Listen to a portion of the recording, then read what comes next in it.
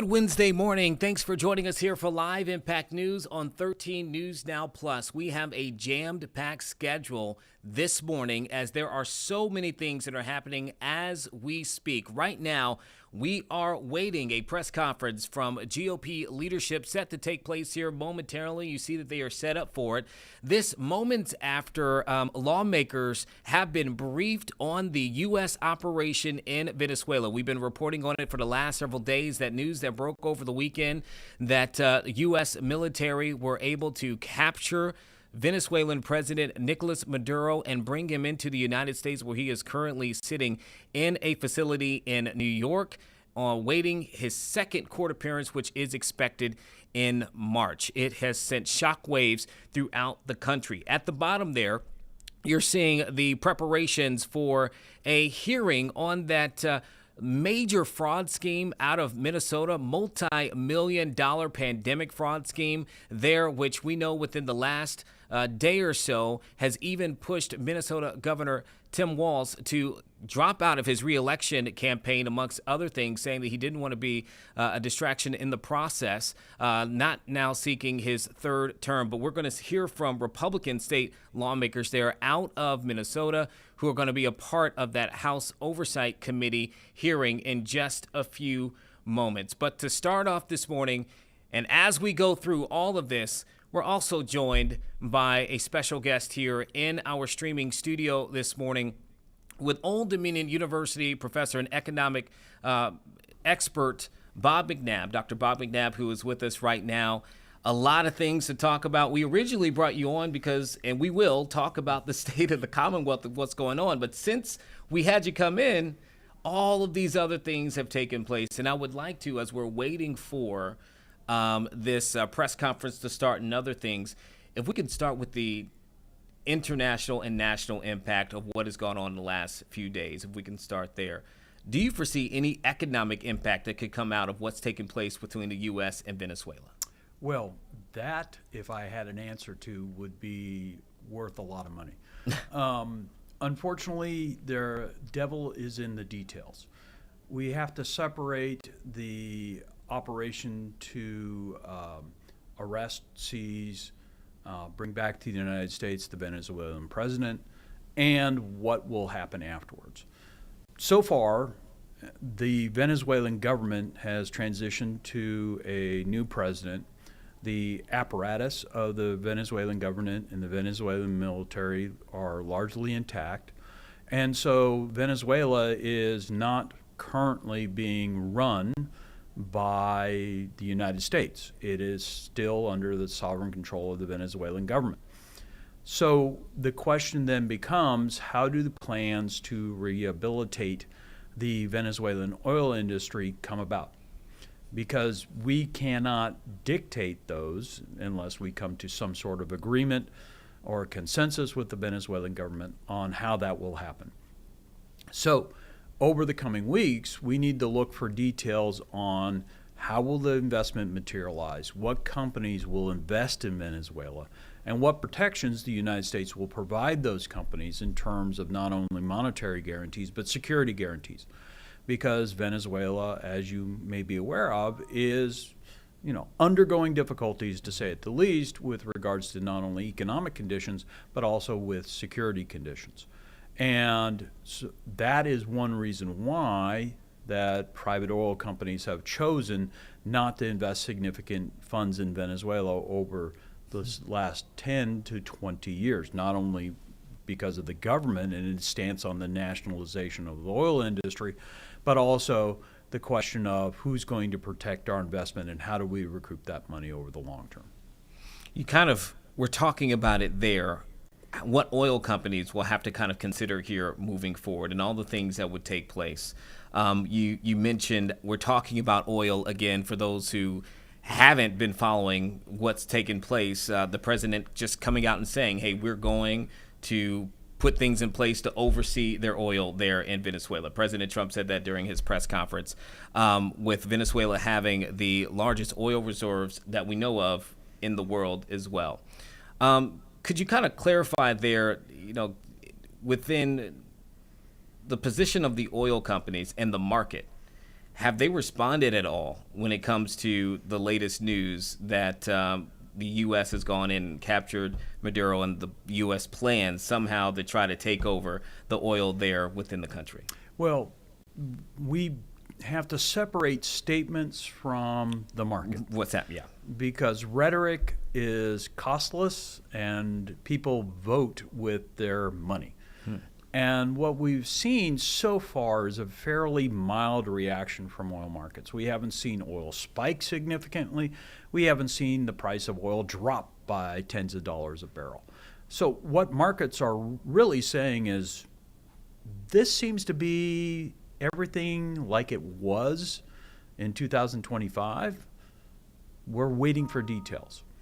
If the U.S., for example, as the president has suggested, uses taxpayer funds to backstop private investment, so the U.S. will guarantee tens of billions of dollars of investment in Venezuela by U.S. and other oil companies as a way of minimizing their risk exposure, and that will lead to long-term capacity building in the Venezuelan oil industry and exports of Venezuelan oil, then you will, over time, see oil markets react.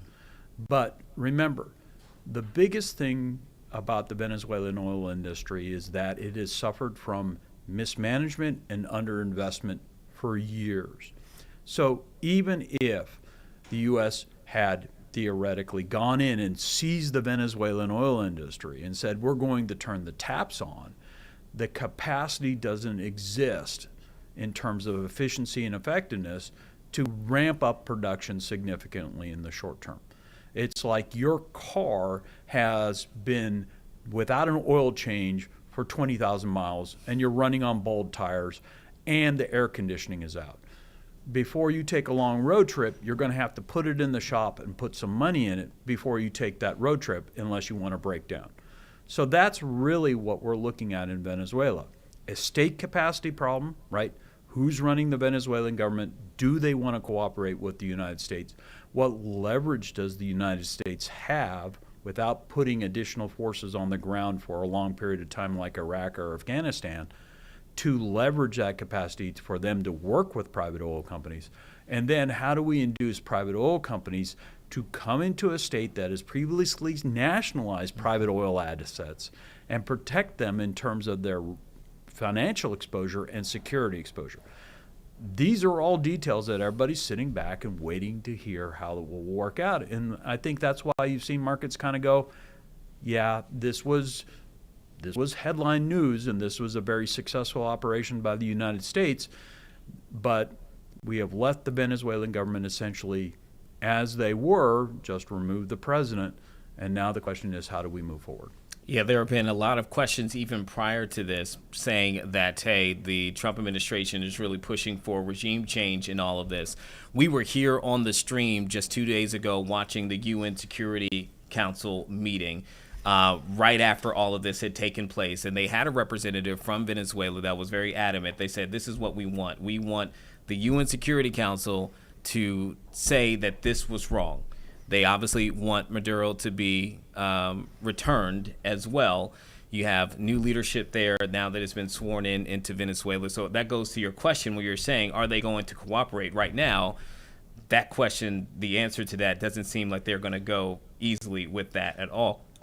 So I'm seeing a lot of people who are placing out comments, just on social media, different things of that nature.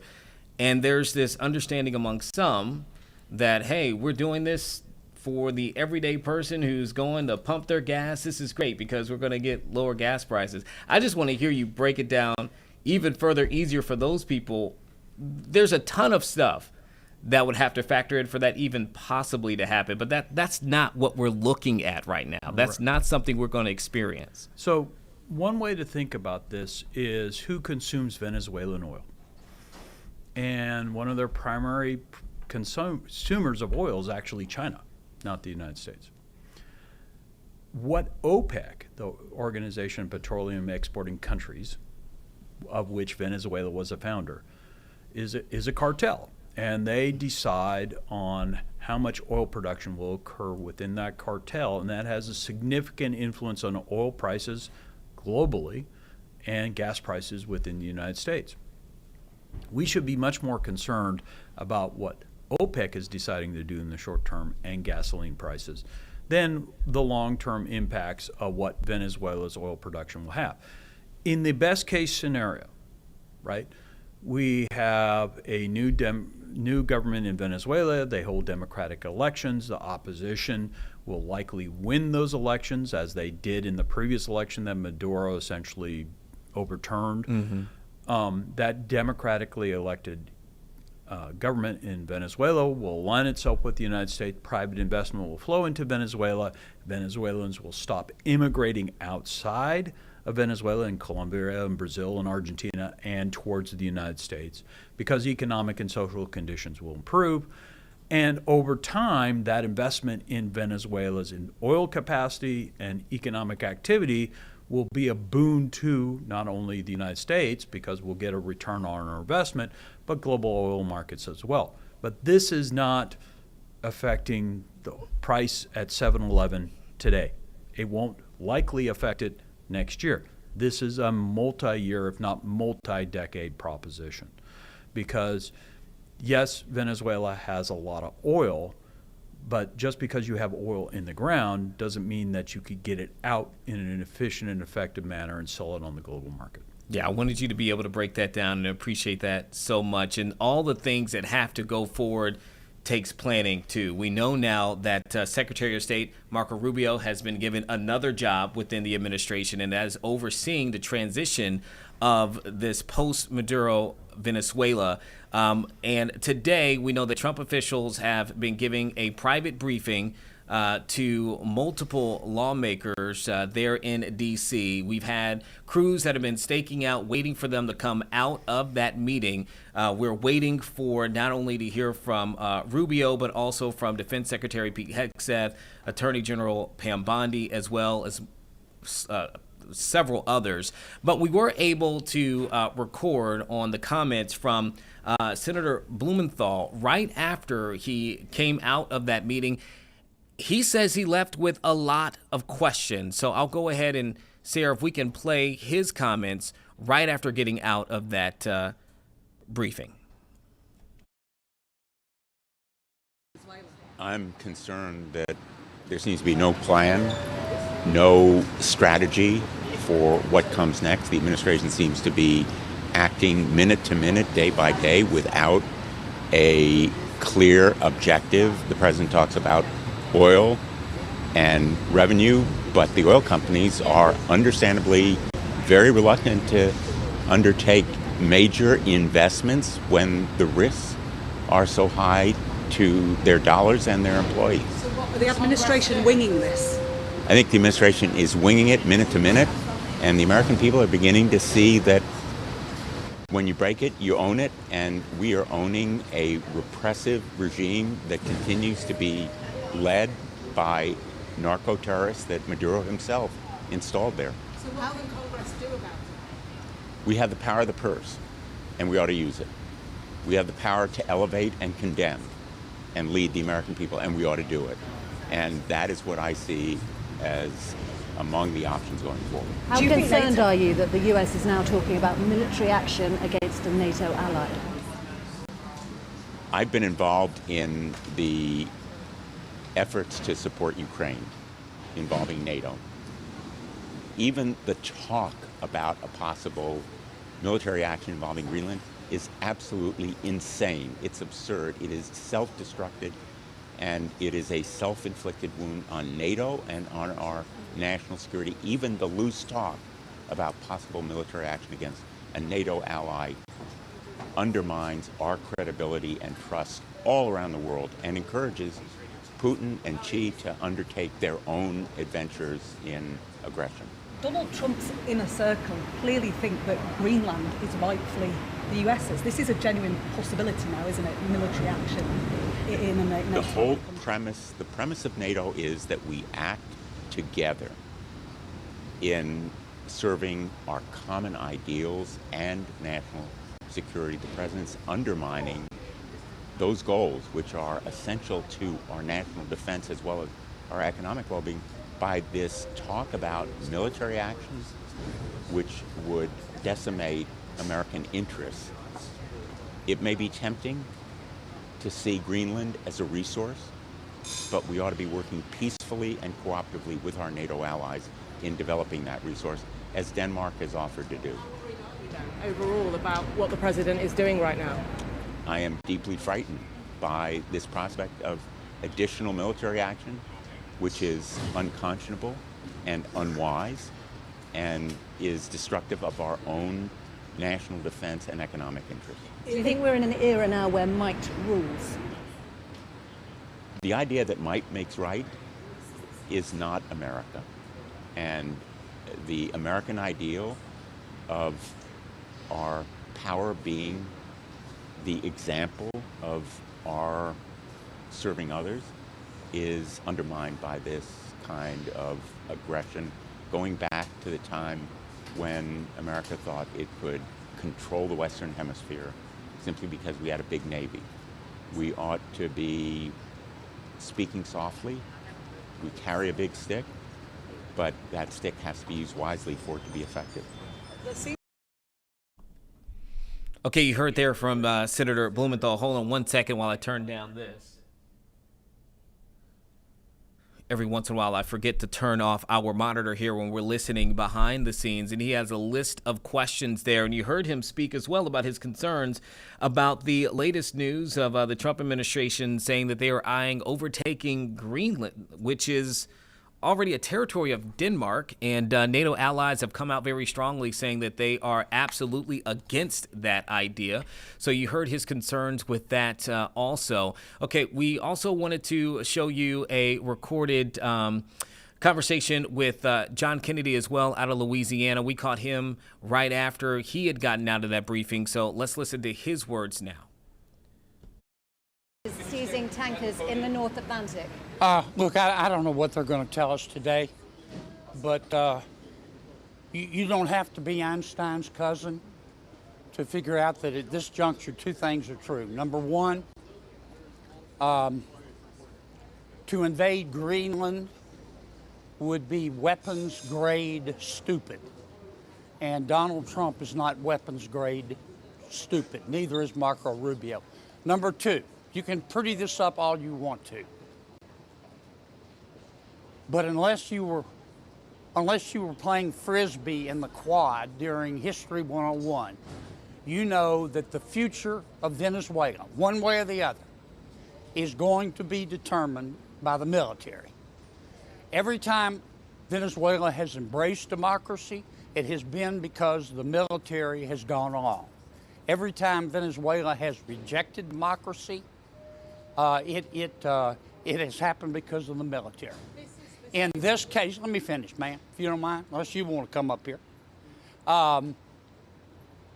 This is not true in all cases, but in this respect, Mao was right.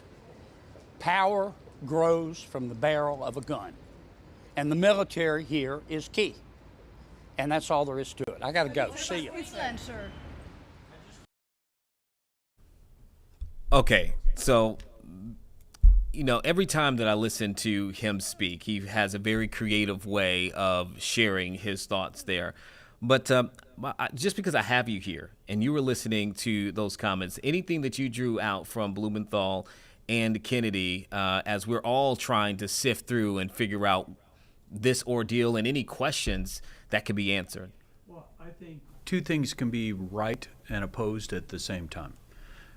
Senator Blumenthal is arguing that there doesn't seem to be a plan for moving forward, or that whatever plans there are evolving rapidly.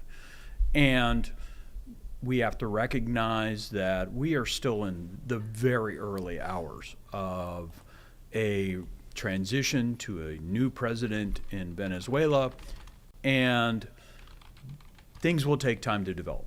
We just have to recognize that in the era of social media and instant gratification, institutional capacity building doesn't occur overnight.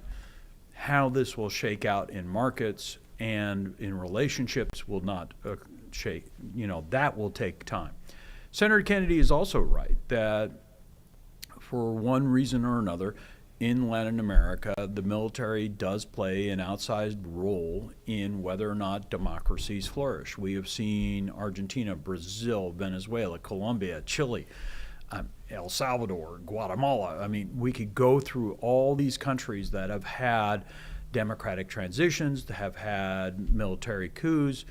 And if you think about Venezuela, which had a functioning democracy, and then Hugo Chavez, and then Edward Maduro, that how we'll proceed from then will largely depend upon the ability of the military to provide security for the population of Venezuela. Right now, the military appears to be remaining in their barracks, so to speak. They're not out on the streets trying to create a coup to take over power. And that was the fear of some people once Maduro had been seized and taken out of the country, that the military would take the opportunity to step into the vacuum.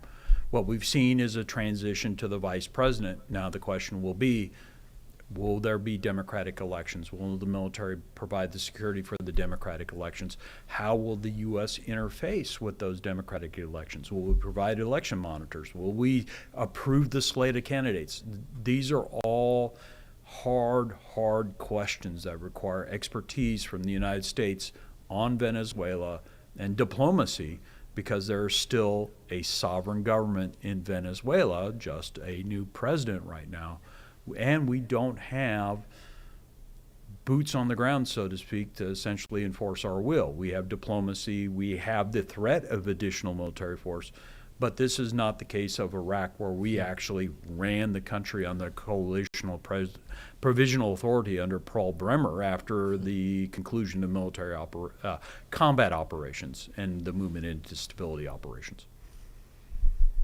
Okay, we have the moment that we also been waiting for now, so we can hear from GOP leaders. They're about to start their conference. One thing that I wanted to note, too, as we're going to them, though, is that part of the questions that we're hearing from some of our congressional leaders is because they were not briefed in on this operation prior to it taking place. And we will probably have some more from our own Virginia Senator Tim Kaine, who has spoken up against that. We have sound for him. But for right now, we're going to go to the GOP in Washington, D.C. You could always count on for his candor, his humor, and sadly, that will be missed, and he will be missed. Our thoughts and prayers are with the LaMalfa family, his wife Jill, and their 4 children, as well as his constituents that he served and cared about so deeply. But even in grief, House Republicans are getting back to the people's work.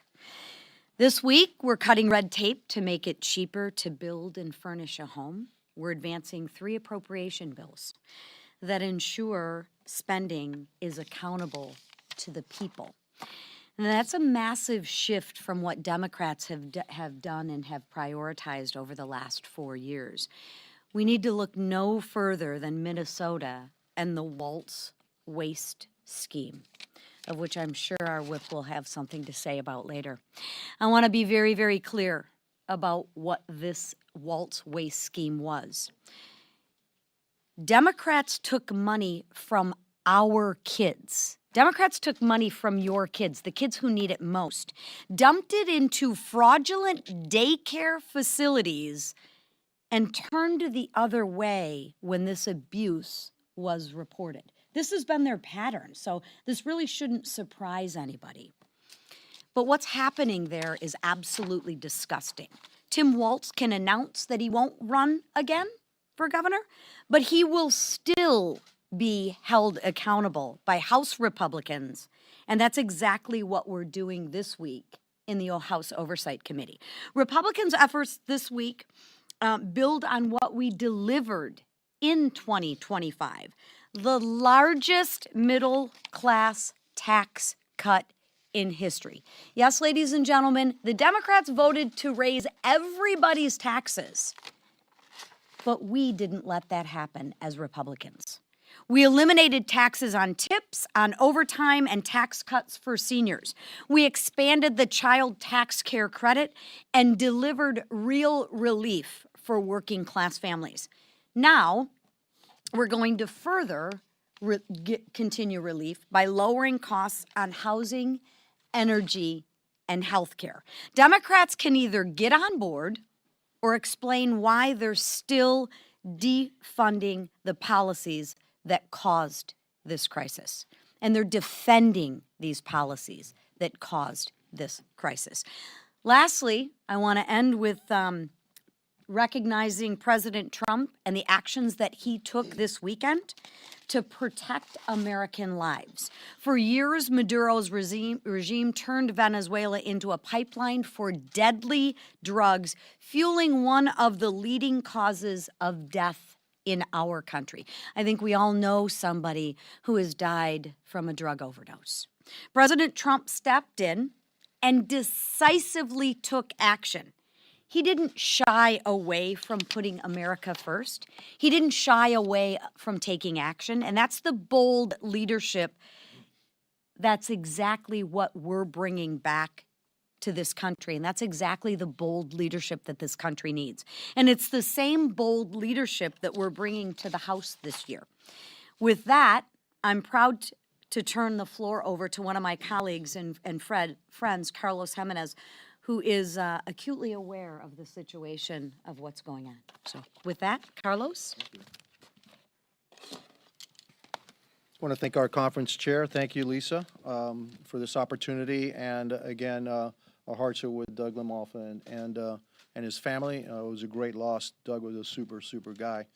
Turning to the topic of Venezuela, you know, the number one job of any government is to protect its citizens. And for years, international drug cartels, terrorist cartels have been killing hundreds of thousands of us in America, and we've turned a blind eye. And so we have failed. We failed miserably in the number one job of any government, which is to protect its citizens. Donald Trump has reversed that, and with the arrest of Nicolas Maduro on Saturday. By FBI agents, assisted by the way, an incredibly capable military and an operation that was unbelievable and will be historic in how it was all carried out. This administration has arrested Nicolas Maduro and his wife and brought them to face American justice for his hand in killing and harming Americans and in also harming American interests. Make no mistake, he was and he is the leader of the Cartel de los Soles from Venezuela. That's one of the cartels responsible for the deaths of, like I said, tens and hundreds of thousands of Americans for years. And so I think this is the beginning of, this is not the end of this struggle, because we have other cartels that we got to look at and destroy. As they've had a hand in killing us here in America. And so on behalf of the people that I represent, I want to thank President Trump for the decisive action that he took. The people in Miami, the people of the area that I represent, are very happy that Nicolas Maduro is out of the way. And now, hopefully, it paves the way for a free and democratic Venezuela. A Venezuela that is not an adversary of the United States, but a Venezuela that is an ally of the United States, and a Venezuela that is no longer ruled by an illegitimate leader, because Nicolas Maduro is in fact an illegitimate leader. It was proven by Maria Corina Machado and Edmundo Gonzalez when they won their elections a year and a half ago by over 70%. But he's an illegitimate leader, and so now we can turn to a free, hopefully a free and democratic Venezuela. I know that's what President Trump wants, and I know that's what the Venezuelan people in Venezuela and the Venezuelan people that have fled Venezuela want desperately for their homeland, to be able to say that once again they can go back home to a free, democratic, and prosperous Venezuela. Venezuela is one of the richest countries in natural resources in South America. They will be able to restore their country with their own resources. They're not going to need much help from the United States. And there are people that are already waiting, including Maria Corina Machado, to take the reins of power. It's going to take a while. This is not something that's going to be done overnight. This regime has been in power for about 25 years. We don't want chaos.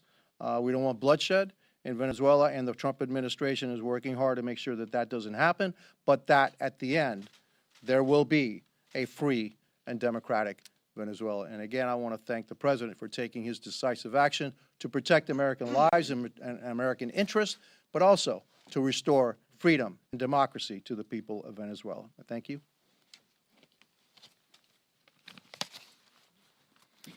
First, I too would like to acknowledge the devastating loss of our friend and fellow Congressman Doug LaMalfa. Doug was a loving father and husband and a staunch advocate for California's 1st Congressional District and rural America. Our prayers, we will probably say over and over for the next few days, are with Doug's wife and family as they grieve this unimaginable loss. Since I last stood at this podium, the extent of the Somali fraud in my home state of Minnesota has been exposed even further. 23-year-old independent journalist Nick Shirley put the sheer brazenness and magnitude of the fraud on full display by uncovering $110 million in daycare fraud in just one day. He simply looked for fraud and found it in a matter of hours. Our embarrassment of a governor and sorry excuse for an attorney general had 7 years to address it, and they didn't do a thing.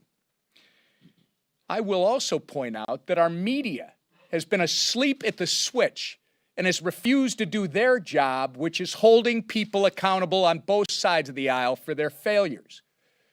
Our worthless paper back at home is actually run by our governor's former commerce commissioner.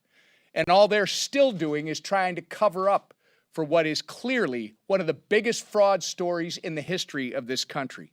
From food nutrition assistance meant for children to fake autism centers and empty daycares. Tim Walz and Keith Ellison allowed fraudsters to take advantage of hardworking taxpayers at every turn. And now Walz is running scared. But let me be clear. Tim Walz dropping out of Minnesota's governor's race will not exempt him from the storm of accountability that is heading his way. Between the Oversight Committee's congressional investigation and President Trump's decisive action, Walz can try to run, but he's not going to be able to hide for long.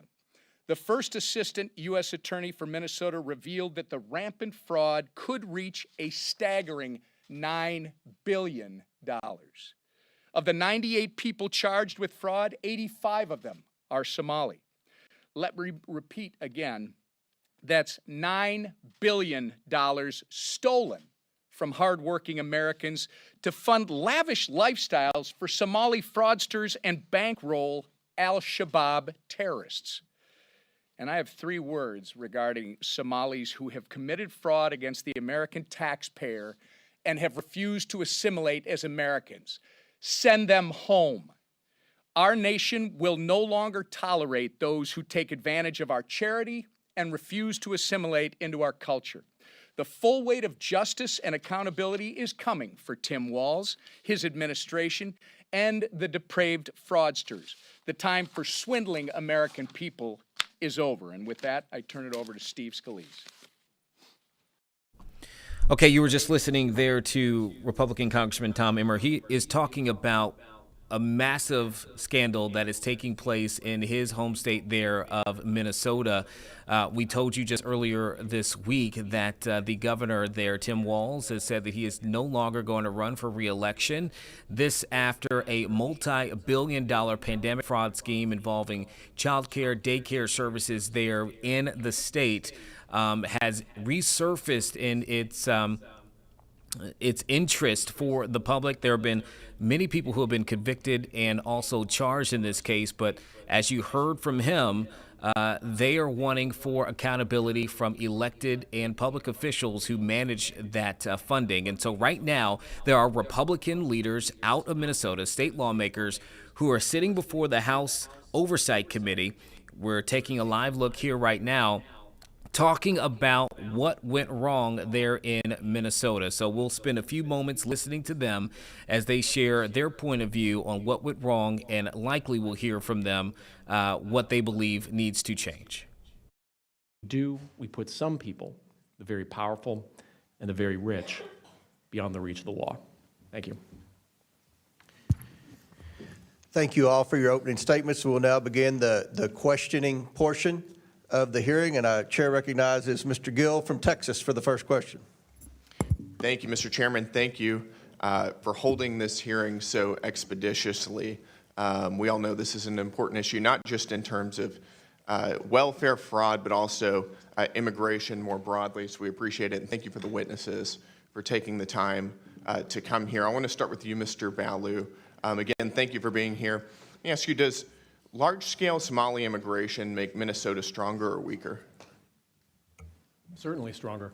Certainly stronger. Do you know what percentage of Somali-headed households in Minnesota are on food stamps? No. 54%. Do you know what that number is for native Minnesota-headed households?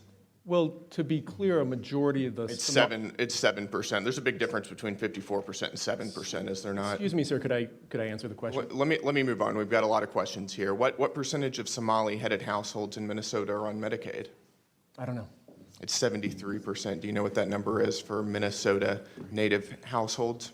Again, you're using the phrase Minnesota native households, but the majority... The number is 18%. That's quite an astounding difference. I think we would agree. Can I answer the question, please? Let me ask you one more, and then we can go on to that. What percentage of Somali-headed households are on welfare in general? I don't know. It's 81%. What about, let me just ask you, after 10 years of being in the United States, what percentage of Somali immigrant households continue to be on welfare? I don't know. The number is 78%.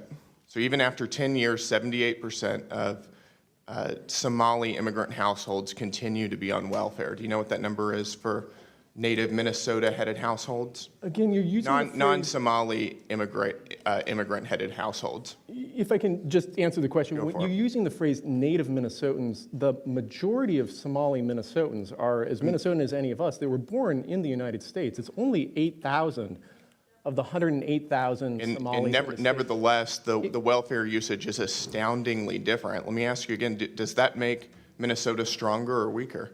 Again, I'd like the opportunity to answer the question here. Go for so, again, the majority of Somali Minnesotans are born in the United States, and I understand it. Okay, well, what percentage of working-age Somalians who have been in the U.S. for 10 years or more, how many of them speak English very well? I don't know. About half. The answer is about half. That seems pretty low, doesn't it? Again, I keep trying to... It doesn't sound like something that makes our country stronger to me, and I think most Americans would agree with me on that. I need to move on. Ms. Robbins, when would you say we concretely knew that widespread welfare fraud was occurring in Minnesota? There have been reports since 2009 from the Office of Legislative Auditor. I would say the credible reports on child care fraud started surfacing 2011 to 2013. So for over a decade? Yes, sir. When do you think Governor Walz knew about this fraud? From the very beginning. He was running for governor in 2018 when there were prosecutions going on, when there was an OLA report, active cases in the news all the time. And what was the Walz administration's response?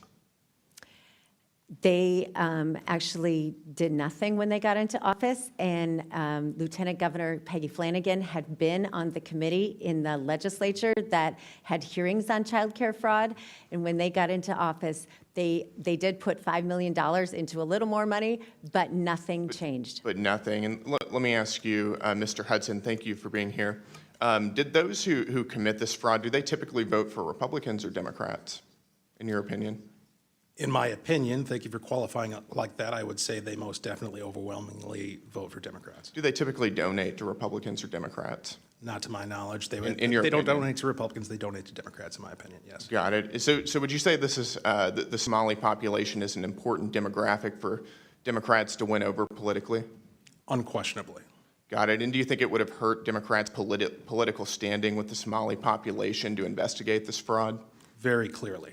Got it. So in other words, you're saying that there was a political incentive to cover up widespread Somali fraud. Is that right? 100%. Got it. Let me ask all three of you. Did the Walz administration and Democrats intentionally, in your opinion, overlook this fraud while it was happening for political gain? I'll start with you, Ms. Robbins.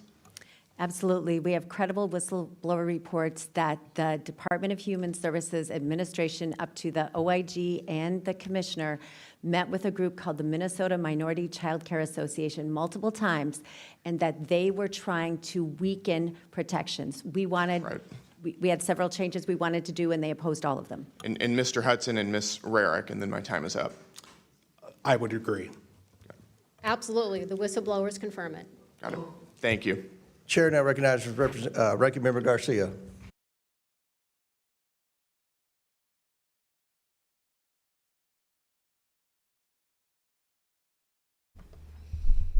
Okay, there you have it. We wanted to take a peek into that hearing in which you can clearly hear kind of where their line of questioning is going there, again, with that multi-million-dollar fraud scheme there in Minnesota that is now sending waves across the country, but definitely within that state has already had some political impact as well. With Governor Tim Walz, you heard him mention several times in there saying that he is not going to run for re-election, and those are Republican representatives. The three that you saw there in Minnesota, state lawmakers who are calling for more accountability from those who are in leadership. So a lot's going to be coming out of that. We'll stick with and see how long it's going. There are a lot of things happening just right now. Again, we'll take a live look just real quick of the GOP, that leadership that are giving their press conference. I'm looking at right now. House Speaker Mike Johnson is speaking at the podium. We're going to try to record as much as we can. It's going to be a long day between here for this stream and also for the stream that takes place between 1 and 3. So you're going to want to kind of keep up with us. A lot of things happening right now, but also not all just national, international. We got some stuff to talk about when it comes to right here in the Commonwealth of Virginia, particularly how is Virginia doing and its finances. As we speak right now, there is a public hearing going on regionally across for our state lawmakers, regionally, for a 2-year budget. And for those who are not tuned into that, because you're tuned into us right now, there is the opportunity for people to give their public comment as lawmakers in both the state House and Senate are speaking as we are talking here about this budget that has been presented by Governor Youngkin. With that happening, we'll try to clue in for that in a little bit, but let's talk about a report that our own Dr. McNabb has been working pretty hard on, and you all released it just before the end of the year, looking at the state of the Commonwealth. What were the key findings that you and your center found in terms of how Virginia is doing? Well, I think the findings of the report are well-timed for the inauguration of our new governor and the convening of the General Assembly. We have had a fairly extraordinary run post-COVID in Virginia with regard to state finances. We have run surpluses, significant surpluses, such that 2 governors now have sent rebate checks to Virginian taxpayers. We have in 2024 experienced positive growth in labor markets every month of the year. We entered 2025 in a relatively strong position. The end of 2025, however, is a different type of animal, so to speak. If we look at 2025, we could look at various indicators, but they all end up telling the same story, that the Virginia economy slowed last year. How do we know that? Well, first we could look at the number of Virginians that are at work or looking for work. It's called the labor force. That labor force shrank almost every month in 2025. That is, Virginians left the labor force. They weren't looking for work, they weren't at work. Tens of thousands of Virginians departed the labor force. Virginians said they were less likely to be employed. So the unemployment rate by the end of 2025 was higher than at the beginning of 2025. Unemployment claims were higher every week. Continued unemployment claims, that is, people continuing to receive unemployment, were higher every month in 2025 than 2024. So just from a labor market perspective, you would say that less Virginians were at work, more Virginians were unemployed. If we look at job creation fell in Virginia so that if you look at 2024, roughly 6,000, 7,000 jobs were being created every month in Virginia. In 2025, it was less than 1,000. And when you think about the size of a state of 8 million people, if you're creating less than 1,000 jobs a month, essentially there is no job growth, right? It's just noise. If we think about why this happened, well, first we could tackle the obvious target. First, federal civilian employment. The latest data we have, and remember, the government shut down in October and November, so we have data through the end of September that's fairly reliable. There were 10,000 fewer federal civilian employees through the end of September. Now, as we've talked before, why is that important? On 1 October, we know that a significant number of federal civilian employees took the fork in the road and took early retirement or resigned from federal civilian employment. That number looks to have been nationwide over 200,000 federal civilian employees. So we would expect when we get data for November and December, we're going to see the unemployment rate in Virginia tick up because a number of federal civilian employees who were employed at the end of September became unemployed on 1 October. And we didn't know that because the federal government shut down on 1 October. So the shutdown kind of made the forecasting glass opaque, right? The second thing is the Port of Virginia, through no fault of its own, has seen the dollar volume of traffic decline in every month of the data in 2025 relative to 2024. What does that mean? You could look at boxes coming through the port, right? The 20-foot containers and count those. But what's really important is what's inside those containers and the value of the goods inside those containers. And so we have data from the government that actually uses the customs bills of lading that calculates the dollar value of trade coming through the port. And what you would like to see is that dollar volume of trade expanding, right? We send more dollars in goods overseas. And yeah, we import things, but that also is used in terms of remanufacturing and consumption in the United States. Well, in 2025, in every month of the data we have so far, the dollar value of trade through the Port of Virginia, whether it's exports or imports, was lower than the same month in 2024, sometimes by double digits. So you might ask, well, what led to that? This is a pretty simple answer, but tariffs. If you think about tariffs, tariffs are an import tax levied at the port of entry. So if somebody brings goods from a country that are tariffed through the Port of Virginia, they have to pay those tariffs at the Port of Virginia and remit them to the U.S. Treasury.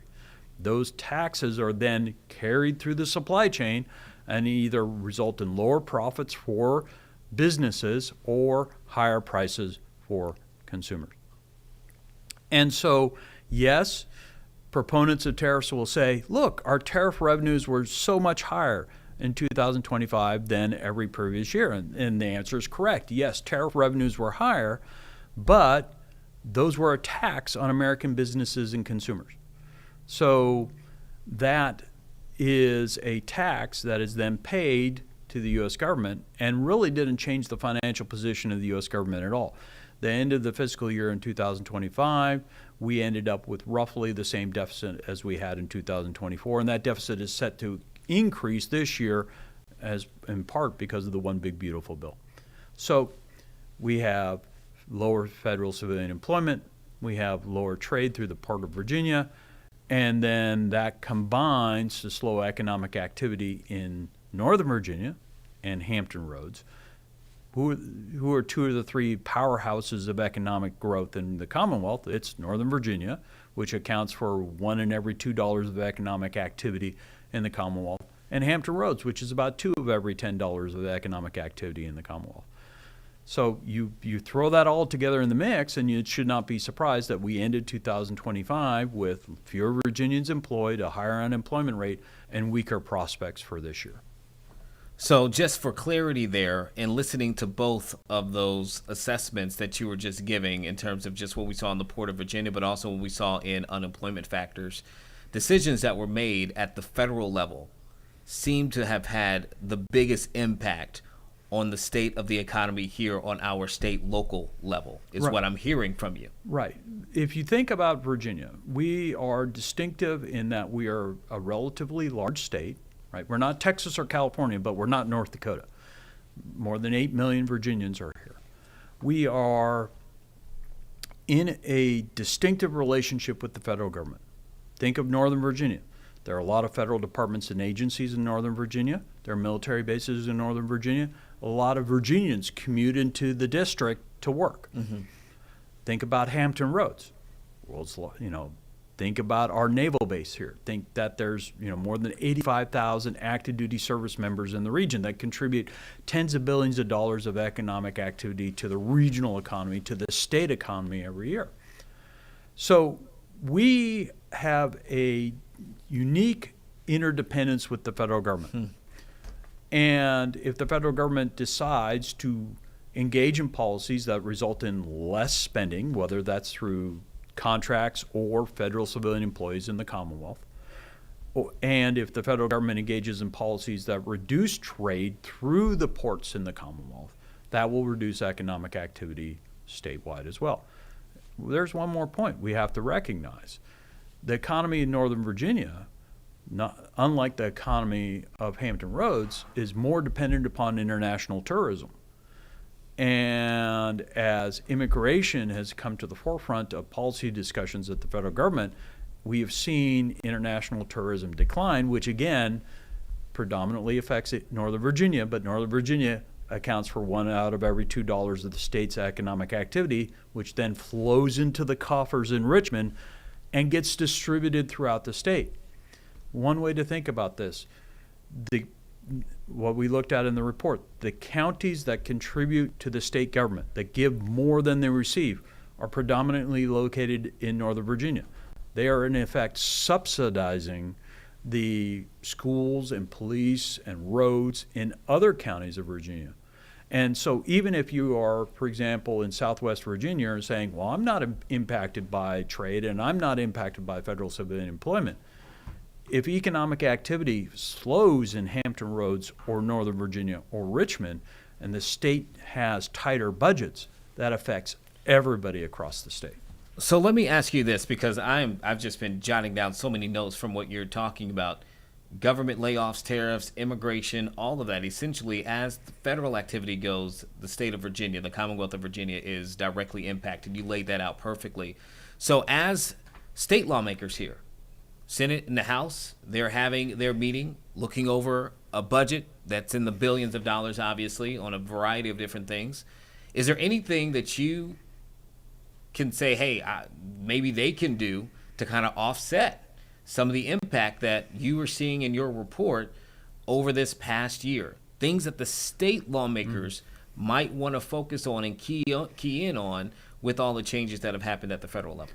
Well, if I had a magic wand, which I don't, but we'll find a way. If I had an ability to craft a state budget, there's short-term and long-term things I would like to see. In the short term, we need to be fiscally prudent.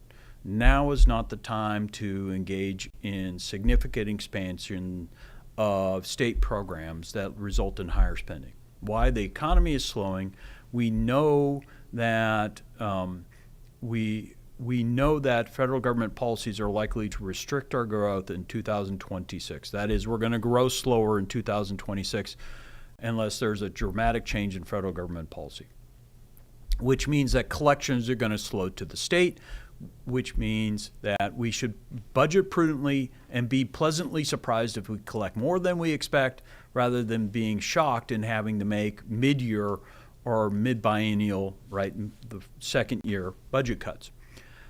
Second, in crisis is opportunities.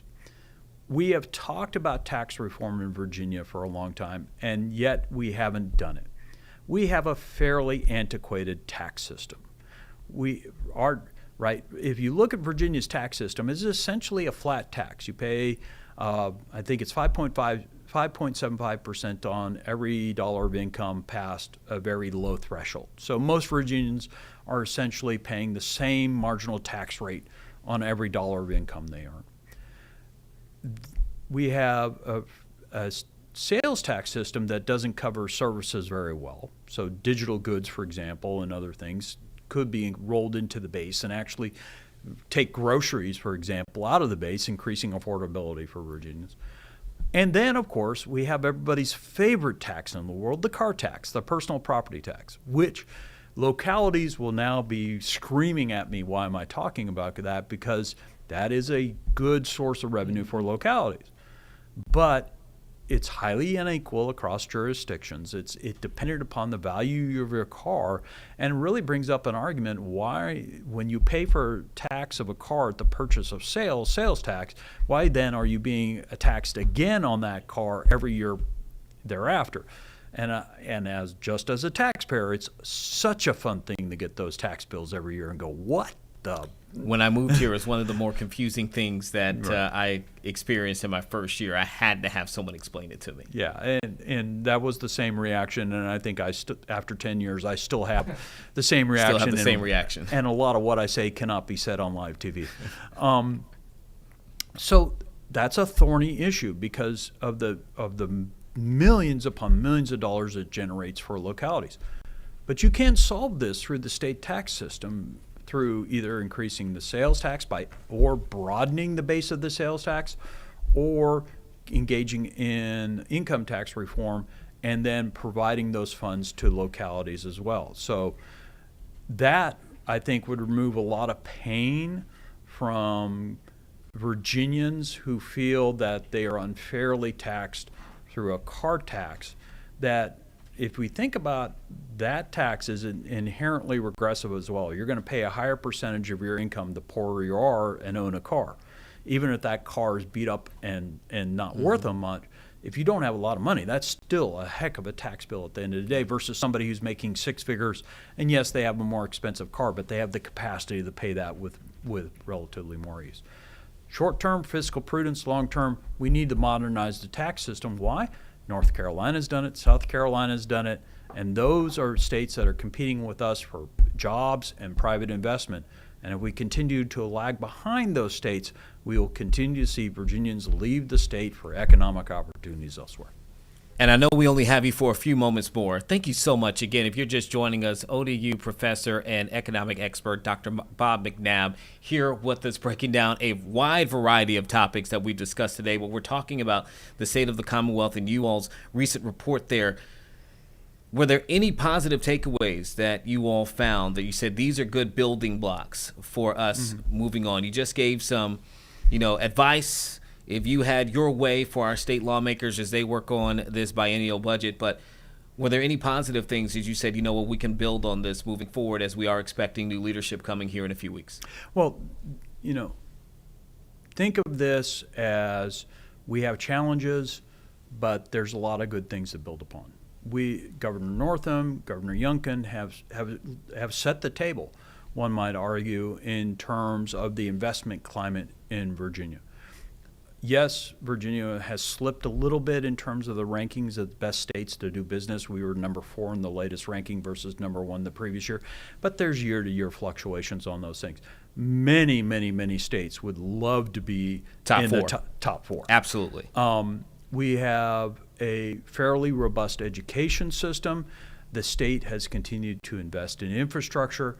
We have seen large corporations continue to move here. There are a lot of signals that Virginia is a good place to do business. But remember, we're competing against other states to attract firms and jobs here.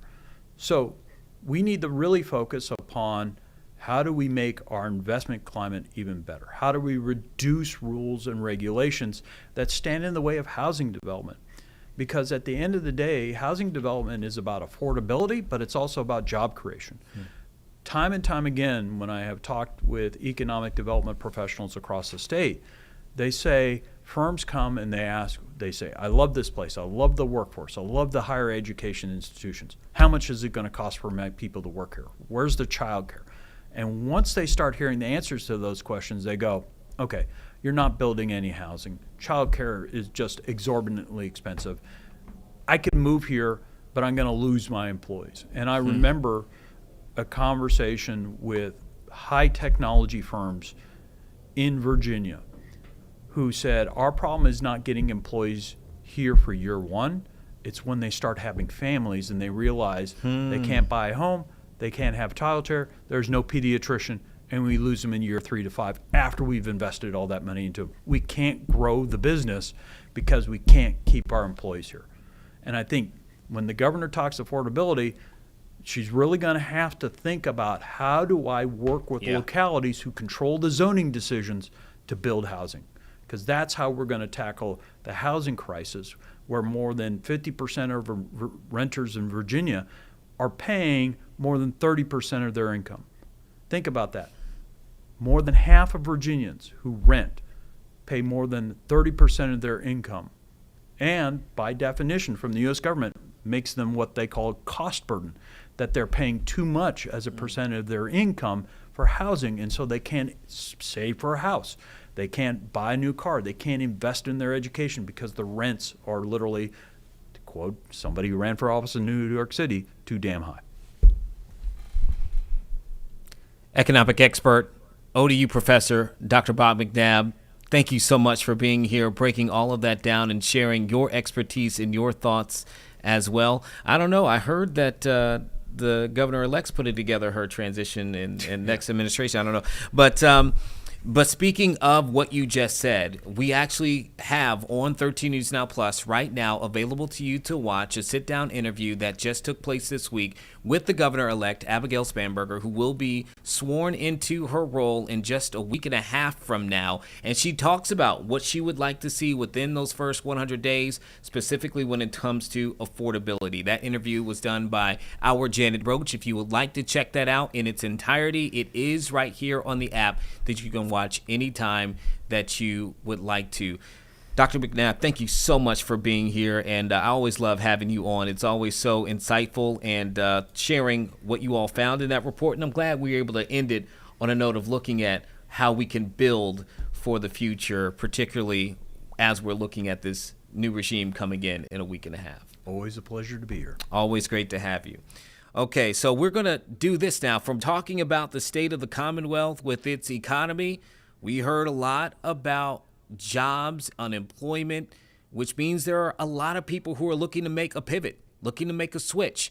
And so we actually have with us also today Francina Harrison, who is the career engineer, she calls herself, joining us, who can explain and give some tips on if you are in the market for a new career. If you're looking to make a change, where should you start?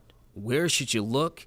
How does that process even go about right now? So first, I always say when we have our guest via Zoom, Francina, can you hear me? I can. Can you hear me? I can. As always, it is great to have you as well. Thank you so much.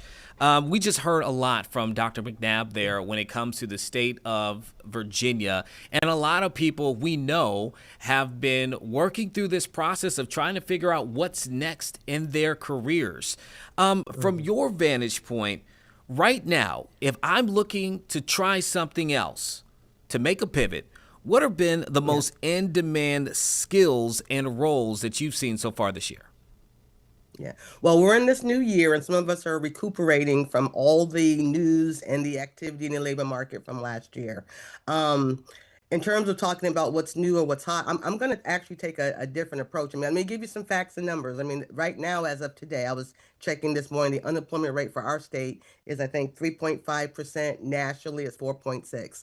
Last year, 1 million people were laid off. We're still recuperating from that impact of the job world. I mean, the loss in the job world. So what should someone do today if they're looking for a new job? I want you to, before we even get into that, I want folks to understand there's like a little comeback going on. We know AI has changed the game. In fact, it's the quarterback and the coach and the wide receiver, to use my football metaphor. But for right now, I want my job seekers to, I know there's the skills are in demand, right? People are talking about, I mean, healthcare. There's of course your digital literacy, your ability to be able to command and control this new AI. But there's another human factor. I mean, the human factor is making a comeback. We've understood when the first generation of AI came out, everybody jumped on that bandwagon and got on it. But what we're finding coming down here is that the human beings who can do some of that gray matter skill sets, we're talking about complex and creative problem solving, the ability to showcase, not just say you're responsible for something at the job, but we need proof. We need tangible proof. So your resumes and your LinkedIn profiles and all those things have got to convince someone in 8 seconds or less that you can do this thing. You've got push button talent. You've got proven performance. So not just what I think I can do, here's what I've shown. So we need those gray matter skills that only humans can do, at least right now, actually that's helping people to stand out. So yeah, get the latest certification in your industry. Sure, healthcare is in demand, right? Sure, information technology and technology skills are in demand. Sure, but if you can't communicate or you can't work with diverse groups of people, or you don't understand where you fit in the business cycle of where you're at, how your impact produces revenue or keeps customers coming back, particularly in markets like this, those folks are actually able to shine a little more and get noticed so they can get that meeting, which is also known as an interview, so they can sell their performance, accomplishments, and leadership. So I want the human being to know you're not gone. We just need you to shift, or I call it shivot, which is shift and pivot. It's a TCE word. You got to say it carefully, shivot, right? And that can help you to stand out. But we can get deeper into some of that in a moment. You know, I'm so glad that you mentioned that. I was just having a conversation this morning with a close friend who was looking at a career transition, and they said, hey, I'm just trying to figure out how I can make myself most applicable when it comes to AI and the advancement of that. And we were just talking about that this morning. And I know a lot of people have had that on their minds, as you just so put it there. And so it's good to hear that they have not been phased out yet at this moment. But, you know, let's take a step back here for a second. That's for people who know that they want to make a pivot. There may be people who are on the fence right now thinking, okay, maybe I'm not happy in what I'm currently doing or not fulfilled, whatever it may be, curious about something else. How does one even know when it is time? And is this a good time to do it? I'll tell you, in this last couple of years, I've called it uncharted territory in the job market, or even, yes, there's some uncertain times. So how do you know if you need to make a move? And this may be some old school tech with some new school tech, but I tell you, you got to do your due diligence and you got to pay attention. You got to read the tea leaves. Policy impacts your pockets and your pocketbooks. So when job seekers are saying to me, like, well, they're asking me, well, what's the quick fix for this? Whatever industry you're in, maybe you're in education, maybe you're in environmental, right? Environmental or energy world. Maybe you're in, again, healthcare. Maybe you're in, working in, the communication, mass comm. What has policy impacted the way your business or the services or the area where you're employed? Has it made a shift? Has it done some changes? So you've got to pay attention to that. I mean, folks in education, education teachers, I salute all of you, but we do know there's some significant policy impacts that might change how, where, and when, and how someone works. So pay attention to your industry. Definitely be a part of memberships in professional organizations so you can also know what's going on. That's whether you're from the womb to the tomb. Maybe you're the office person answering the phone, or you're the boss making the big moves. You've got to pay attention to policy. Once you see what's going on, then the next thing is to say, okay, right now in my space, and the thing I'm doing, how is technology impacting it? How is, the labor market downside and financial impacting it? So what I mean is this. If a industry, let's just say my hypothetical company has always hired 50 people a year. Okay, that's great. Well, now because of policy, the new ways of thinking, technology, things that have changed, I'm only going to hire 10. So I went from 50 as a common, forever I've been doing 50. Now I'm only going to hire 10. Yes, you could stress and be anxious about, oh my gosh, it's not 50. But I'm saying, how are you going to be that 10? So if you want to be the 10, what does that mean? You got to do more. Career seekers and job seekers and career changers, you got to do more. You can't do what was normal or what's just some book you read a couple of weeks ago. You have got to really make yourself stand out. You've got to do networking. Your networking has to be uber on steroids. I'm trying to think of any other impactful word I can say.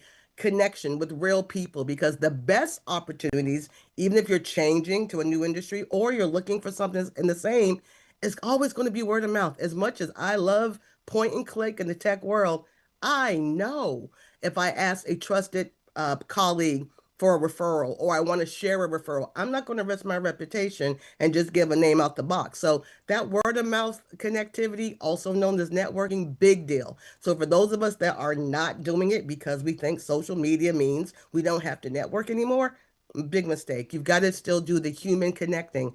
You do have to find out in this time, and this is where your proper due diligence comes in, and we've got all kinds of search engines out here today. What skill in your industry is still going to be resilient? That's still going to be here, and only you can do that type of research and make sure then that you're going to also be what I call a forever learner, right? You can't just know what we knew last month. We just can't, right? I mean, I just learned something new today with some things I had to do. I bought a new Mac. I had to get my Mac skills up, right? Because it changed from the time I had my old computer. So that's how we stay relevant. That's how we stay valuable. But you really, right now, with what happened last year, you've got to pay attention to the policy and how things may change, and then see where your positioning is or what you need to upskill on or unskill on to stay relevant in this industry.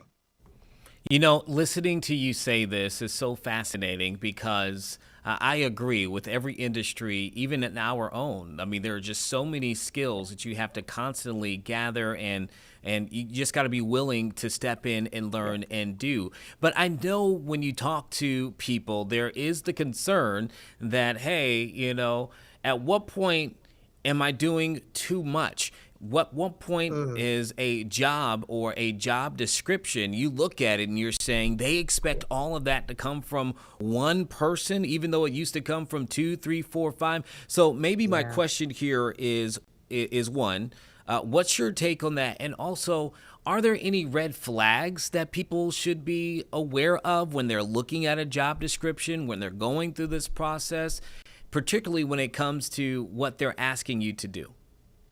Right. Let me take part one and make sure I don't forget part two, because I am getting a little older these days. But part one, when is it too much? So here's what I believe that folks, anyone in the workforce wants this. We want meaningful, maintainable, and sustainable work environment, right? A meaningful, maintainable, and sustainable work environment. So we've got to make sure that wherever we're working, you know, our vision, we buy into the vision. We believe in where we're working. I know that may sound kind of like Land of Oz, but hey, you work better when you're working in a place that you truly believe in. Maintainable, right? Can I do this? Am I now doing the job of 10 people when I used to do a job or 2? Now, that's a question that only, you know your household, you know your budgets, you know your rent, you know all those things. But if you're burning it at both ends and north, south, east, and west, well, is that maintainable? Sustainable? How solvent is this company? We've seen a lot of changes. So those water cooler conversations, whether they're digital or in person, hey, look at the annual report. Read your corporate newsletter. Look at mergers and acquisitions, see what's happening. So meaningful, maintainable, and sustainable. Those big threes, and everyone has to kind of do that math on their own. And when you think the tipping point is where it is, then you come up with a plan. You just don't quit without a plan. You have a plan. Let's see, part two. What was the second part? I'm so big. I think you answered both of them within there. Just looking at, the red flags of a job posting or, a venture that you're looking at. Let me hit the red flag because I think the hat is working again.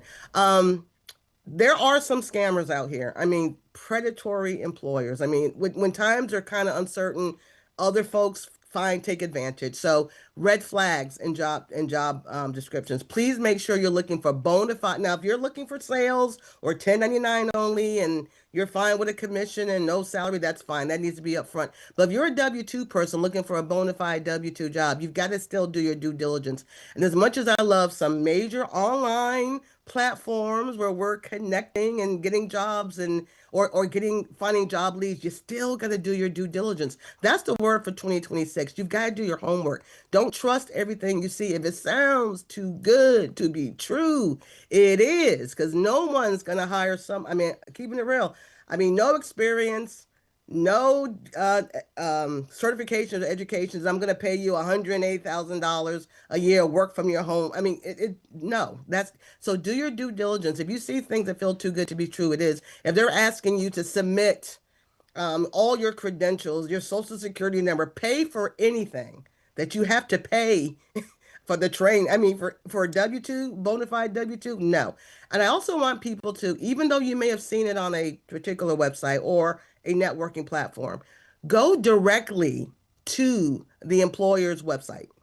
Check them out. I mean, see if that same job is also posted on their website. Remember, one thing I learned from my physics class is the shortest distance between 2 points is a straight line. So whenever there's a third party, just be aware, but go directly to the hiring source. You can even, guess what, do a low-tech thing and give a call, maybe to HR, and just kind of verify that that company is that company, and do all that before you send your resume with all your credentials and your name. And some people are still putting addresses on resumes. I'm not a fan of that anymore. But you got to do your homework because you can't trust everything you see online. And Francina, I'll ask you this to kind of wrap up here. These are such great tips, and hopefully this will help somebody out there who is looking to retool and reshape their lives in terms of their career. But we know that there have been people who probably have been looking for a job for months, if not a year.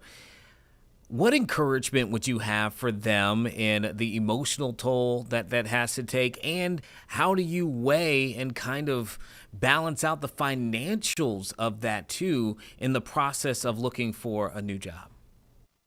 Stay encouraged, have some support systems. I mean, if you meditate, meditate. If you pray, pray. It's all good, but you've got to have a support system. But you got to really have a plan. What I have seen when people reach out to us for help, they've done everything, everywhere, all at once. That's not a plan.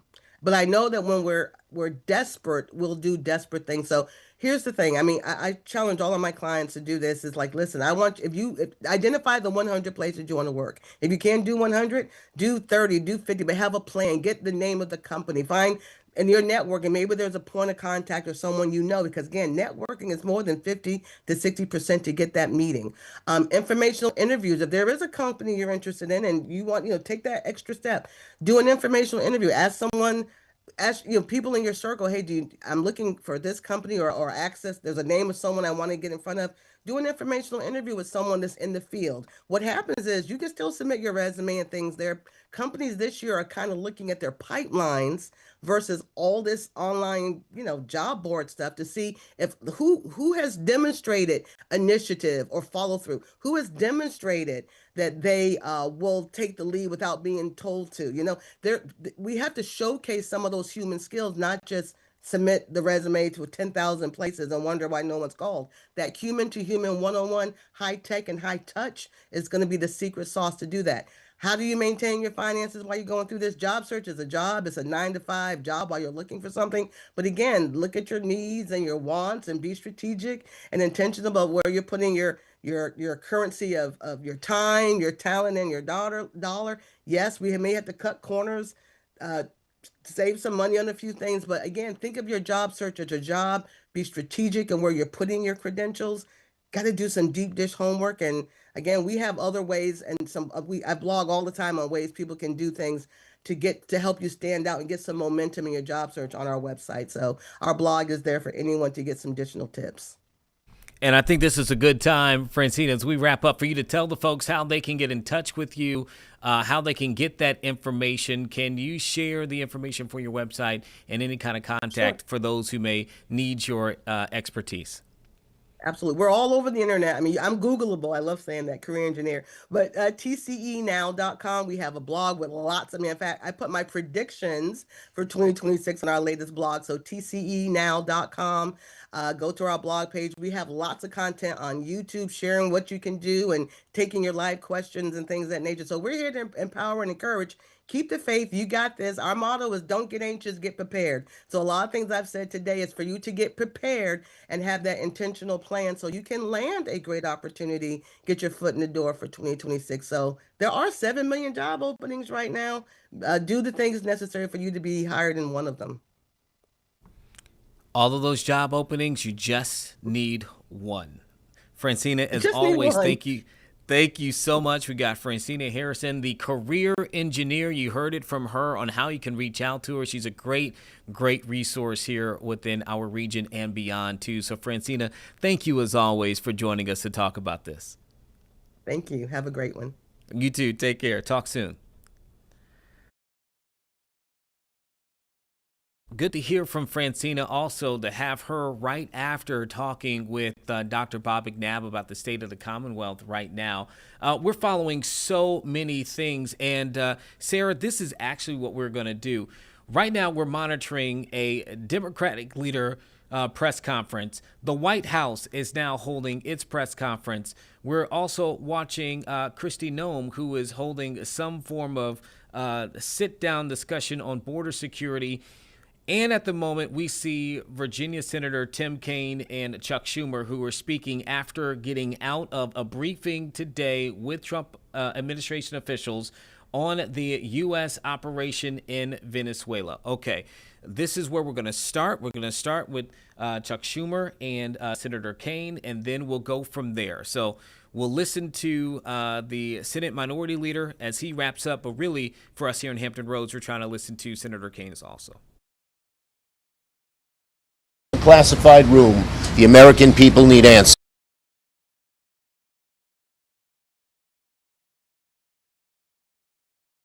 We are 4 months into a sustained military operation. More than 200, quote, enemies have been killed. American troops have been injured. We have the U.S. forces arrayed around Venezuela, but neither the House nor the Senate have been willing to hold a single public hearing to put these facts before the public. Why not? We need to start doing our job. What they will do is get us in a classified setting where the leader of the Senate says, this is not for public consumption. And so the questions that we have about the legal rationale, we cannot discuss in public.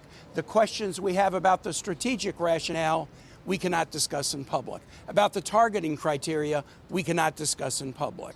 About what's next, is Greenland next, is Colombia or Mexico or Cuba next, it's very hard to discuss in public. We've got to get this discussion out of the skiff and into the public before it's too late. The reason we need hearings, public hearings, is the Founding Fathers, when they gave the Congress the power to make war, knew that this is such a powerful and fraught with peril issue, making war, that a public discussion was required.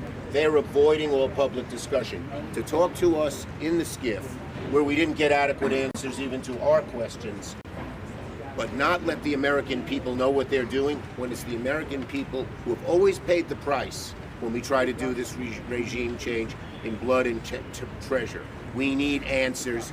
We need answers to these questions, and we need them made publicly. Thank you. All right, let's hold in place, please. Okay, you were just listening there from Senator Schumer and also Senator Tim Kaine. Actually, so we're going to stick here because now we see Secretary of State Marco Rubio and Defense Secretary Pete Hegseth. Rubio has been placed in charge by the administration on figuring out this transition in Venezuela. That stabilization, and the reason why we understand and believe that we have the strongest leverage possible is our quarantine. As you've seen today, 2 more ships were seized. We are in the midst right now and in fact about to execute on a deal to take all the oil. They have oil that is stuck in Venezuela. They can't move it because of our quarantine and because it's sanctioned. We are going to take between 30 and 50 million barrels of oil. We're going to sell it in the marketplace at market rates, not at the discounts Venezuela was getting. That money will then be handled in such a way that we will control how it is dispersed in a way that benefits the Venezuelan people, not corruption, not the regime. So we have a lot of leverage to move on the stabilization front. The second phase will be a phase that we call recovery, and that is ensuring that American, Western, and other companies have access to the Venezuelan market in a way that's fair. Also, at the same time, begin to create the process of reconciliation nationally within Venezuela so that the opposition forces can be amnestied and released and from prisons or brought back to the country and begin to rebuild civil society. And then the third phase, of course, will be one of transition. Some of this will overlap. I've described this to them in great detail. We'll have more detail in the days to follow. But we feel like we're moving forward here in a very positive way. How long will this take, Secretary? Some senators who were in that briefing describing your operation variously as that you're winging it, that there's no plan for Venezuela going forward. Yeah, I Paul, know. They're going to this is say all- that. I used to be a senator, too. That's what you always say when it's the other party. The bottom line is we've gone into great detail with them about the planning. We've described it to them. In fact, it's not just winging it. It's not just saying or speculating it's going to happen. It's already happening. Like the oil arrangement that we've made with PDVSA on their sanctioned oil that they can't move. Understand, they are not generating any revenue from their oil right now. They can't move it unless we allow it to move because we have sanctions, because we're enforcing those sanctions. This is tremendous leverage. We are exercising it in a positive way. The president described it last night. Secretary Wright will have more to say on it today, who is involved in running this portfolio. And we feel very positive that not only will that generate revenue that will be used to the benefit of the Venezuelan people, and we're ensured that that's what the case is, but it also gives us an amount of leverage and influence and control over how this process moves forward. Mr. Secretary, on Denmark, sir. Mr. Secretary, on Denmark. Why has the administration not taken Denmark's offer to discuss the situation in Greenland? And I'll be meeting with them next week. But will you take military intervention off the table? I'm not here to talk about Denmark or military intervention. I'll be meeting with them next week. We'll have those conversations with them then. And but I'm not having anything further to add to that Can today. you clarify your comments to lawmakers? Does the U.S. intend to buy Greenland? Does the U.S. intend to buy Greenland? Can you clarify your comments to lawmakers this week? Well, that's always been the president's intent from the very beginning. He said it very early on. I mean, this is not new. He talked about it in his first term, and he's not the first U.S. president that has examined or looked at how could we acquire Greenland. There's an interest there. But so I just reminded them of the fact that not only did Truman want to do it, but President Trump's been talking about this since his first term. The White House put out a statement last night saying that the military option is on the table. Lost a lot of weight. Thank you, Mr. Secretary. They said the military option is on the table. So is the administration really willing to risk the NATO alliance by potentially moving ahead with military operations? What I think the White House said yesterday is what I will tell you now, and I've always said. The president always retained the option. Every president, not this president, every president always retains the option. I'm not talking about Greenland. I'm just talking about globally. If the president identifies a threat to the national security of the United States, every president retains the option to address it through military means. As a diplomat, which is what I am now, and what we work on, we always prefer to settle it in different ways. That included in Venezuela. We tried repeatedly to reach an outcome here that did not involve having to go in and grab an indicted drug trafficker.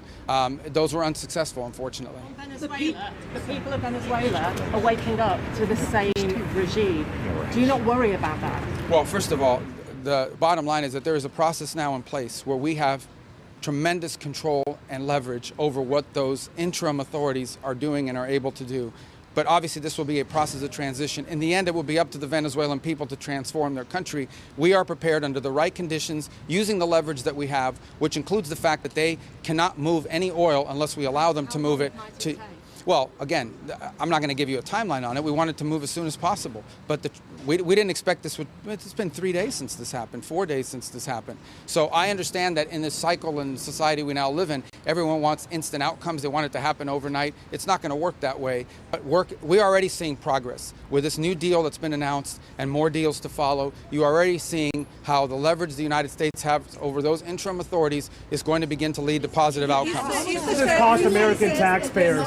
How long should it the doesn't American cost public? us. It doesn't cost us. The U.S. involvement in Venezuela. How much will it cost? Well, it US doesn't going to taxpayers? cost us any money. For example, this oil deal that's happening doesn't cost us any money. On the contrary, and if it opens up, no money to the well, American these taxpayer. look, I don't have the numbers. What operation are you talking about? The entire thing? Yeah. Well, these troops are going to be deployed. None of these troops sit in a dry dock waiting for action. They're deployed somewhere in the world. If they're not here, they're somewhere else. Just today, our forces, not deployed to the Caribbean, seized a boat, a sanctioned boat tied to the IRGC that tried to flee from us. That happened somewhere else. We are constantly involved in action. We have boats in the Mediterranean. We have ships in the Middle East. We have ships in the Indo-Pacific. These ships, if they weren't in the Caribbean, they'd be somewhere else conducting activity. That's what the Navy does. I want to emphasize that question from CNN. The question's never asked how much does it cost when they're in the Mediterranean or the Red Sea or the Indian Ocean or the Pacific. But now that they're in our hemisphere on a counter-cartel mission or ensuring that an indicted individual comes to justice, now you're asking the question of cost. It's a disingenuous question to begin with. You're trying to find any angle possible to undermine the success of one of the most historic military missions the world has ever seen. The level of sophistication that Senate just was briefed on and the House was briefed on, a classified level, is something only the United States of America can accomplish. The world is taking notice of that. Certainly Venezuela is taking notice of that. And it continues because two oil tankers, overnight, or seized by the United States of America, stateless or sanctioned, because the oil blockade, the quarantine of oil out of unsanctioned or stateless, sanctioned or stateless vessels continues. That leverage will continue as Secretary Rubio outlined. So our military is prepared to continue this. As he said, the president, when he speaks, he means it.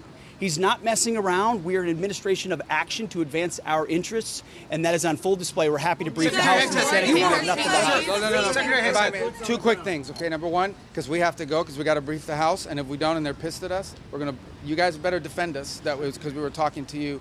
I would make one more point, and it's a very interesting point. One of those ships that was seized that had oil in the Caribbean, you know what the interim authorities are asking for in Venezuela? They want that oil that was seized to be part of this deal. They understand that the only way they can move oil and generate revenue and not have economic collapse is if they cooperate and work with the United States, and that's what we see are going to happen. We got to go talk to the House, guys. Is it a challenge I apologize. to Vladimir Well, you Putin? testified Is it publicly. a challenge to Vladimir Putin? That was a Russian flag. So a lot of things that were just said there by both Defense Secretary Pete Hegseth and Secretary of State Marco Rubio, again, who has now been tasked with leading this transition and what we're going to be doing between U.S. and Venezuela. You heard him mention that we were able to take control and seize of an oil tanker in the North Atlantic that actually broke right as we were getting started with this stream, and as they were starting the process of briefing some of the lawmakers who have been waiting now to hear from them, as you saw that they are walking towards that way. So there's just been a lot of news that's been breaking today. Again, this oil tanker with ties to Venezuela was seized today by the U.S., not this one that you're seeing on your screen. Is this the actual video that we got on Twitter? This is old right here. From the previous previous one. tankers. Okay. Yes. So there was an oil tanker that was seized by the U.S. earlier today. You heard there from Secretary of State Marco Rubio describe that moment here. Okay, Sarah, there's a few things happening right now, and I'm trying to judge to see which the best one. Let's do this. Let's briefly now go to the White House, where we're seeing some form of health-related announcement. We know that because at this moment, Health and Human Services Secretary Robert F. Kennedy Jr. is speaking from the podium. He may be ending right now, but let's just tune into what they are talking about if we can get a little bit of information from it.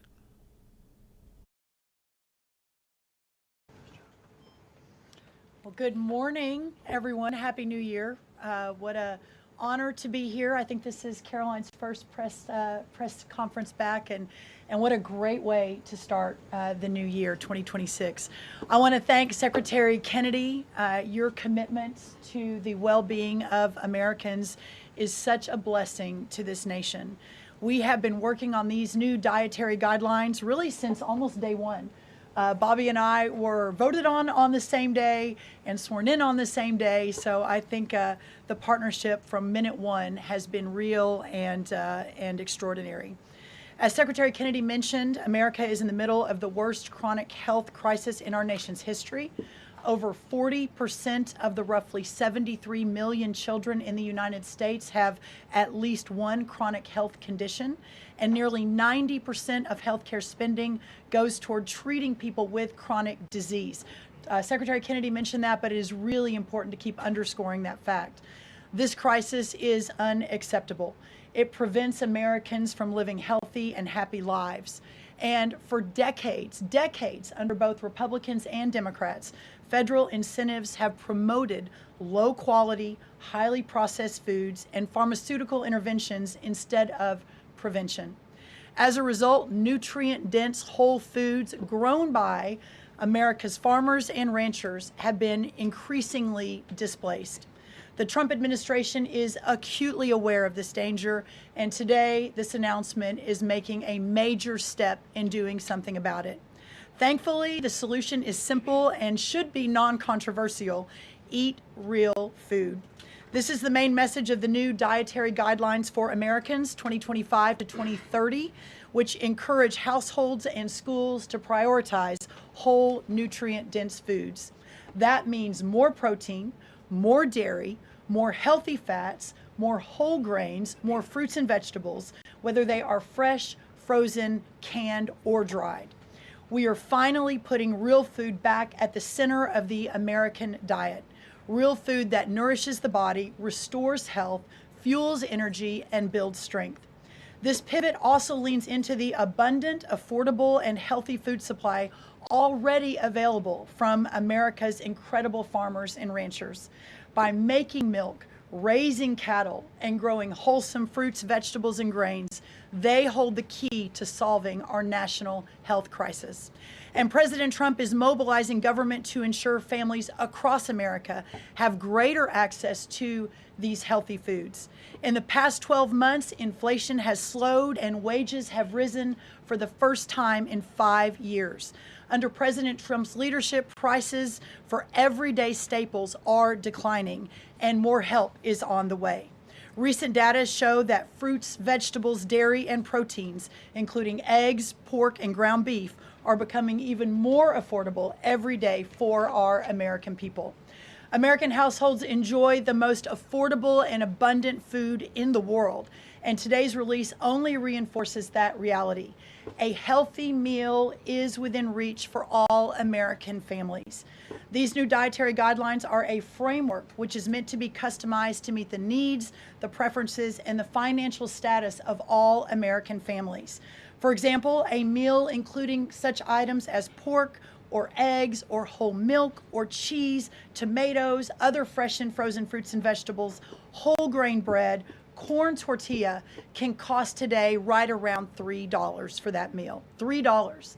And soon USDA will finalize our stocking standards, which means that those businesses in America that take the SNAP benefit, what they are required to stock in order to take that benefit, by the way, that's almost 250,000 retailers across America, that very soon we will be finalizing that rule that will mandate all 250,000 retailers in America double the type of staple foods that they provide for America's SNAP households.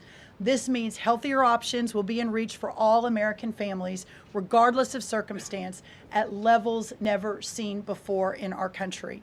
These dietary guidelines are foundational to so many USDA programs, and their introduction marks the first step in connecting America's schools and dinner plates to the best of American agriculture. Make no mistake, under President Trump's leadership, we are restoring common sense, we are restoring scientific integrity, and we are restoring accountability to federal food and health policy. The new guidelines are all about putting the well-being of Americans first, exactly where it should have been all along. This is the foundation that will make America healthy again, not just for those of us alive today, but for our children and our children's children and those coming behind. I want to end by saying God bless American families, God bless the American farmer and rancher, and God bless America. What an honor now to introduce another great partner in this incredible work, and that is Dr. Mehmet Oz. Thank you. Congratulations to Secretary Rollins, Secretary Kennedy, and do want to express my appreciation for what the President has done overall to increase the affordability of health care. The biggest accomplishment perhaps for the health system ability to drop down prices last year was the most favored nation drug pricing that Caroline mentioned. These are incredibly effective at reducing the cost, for example, of what the President calls the fat shot, the Ozempic, GLP-1s category of medications. We dropped them dramatically. But the best way to reduce drug spend in America is to not need the drugs in the first place. What you're hearing today with these dietary guideline adjustments are going to be massively effective, and not just dropping the need for us to buy these weight loss drugs, but buy these expensive drugs for autoimmune problems. We have evidence that food is medicine when it comes to conditions as varied as mental health issues from Alzheimer's and depression to fundamental realities of how children learn in school. So the question then becomes, what is this actually going to do in dollars and cents? And I had the group at CMS run some numbers for us to try to give you concrete assessments of how much this will drop the spend that the federal taxpayer must make for Medicare and Medicaid. And I'm more optimistic today than ever that we can address the fast rising rate of healthcare expenses in America because of movements like this. Right now, we're increasing health expenditures in America at roughly twice the rate of the GDP growth. We will correct that if we can get America to be healthier, because you can't be a wealthy nation without being a healthy nation. So 2 numbers for you to remember. The first is $30 billion. Why? 30% of healthcare costs are directly attributable to obesity. I'm not talking about indirect associated expenses, which are also present, but a very conservative number, 30%, are directly attributed to obesity. That's about $300 billion a year for just Medicare, If we were to affect obesity by 10%, which is an incredibly conservative and justifiable assumption that has been borne out in evidence-based dietary experiments and trials, just that alone is $30 billion reduction of expenses for Medicare. That's also obviously correlated with Medicaid reduction in spending. In Medicaid, it's a different opportunity because in Medicaid, we educate children. 53% of children in America are covered by Medicaid or CHIP. And we have programs to teach kids and their parents what to eat, and how to make these dietary guidelines that Secretary Rollins, Secretary Kennedy have crafted with their teams into practice. It will dramatically change the natural history of how children are able to participate in life. But let me give you one last number.